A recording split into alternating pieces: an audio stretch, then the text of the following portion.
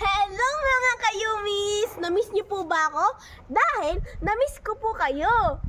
Isang assignment na naman ang dumating galing kay Mami. Dahil sabi niya, mahilig daw po ako sa french fries. Kaya, sabi niya sa akin na ako daw po ay magtanim ng patatas.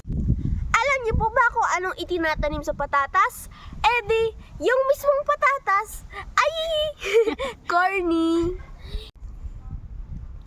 Ito pong patatas ay amin po manang pinaugat at pinatubo para sigurado po siya ay mabuhay. Siyempre po, importante na ang lupa po ay nakahanda na.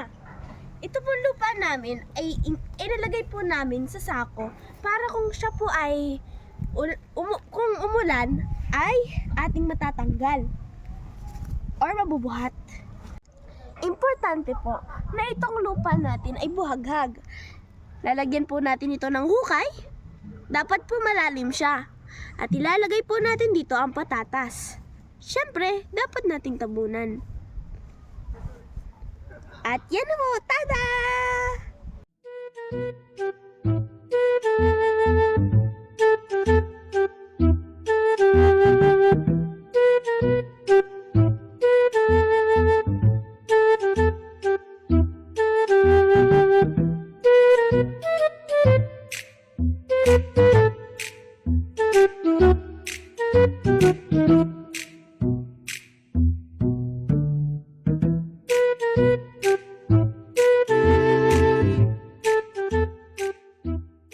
Inabot na po kami ng gabi.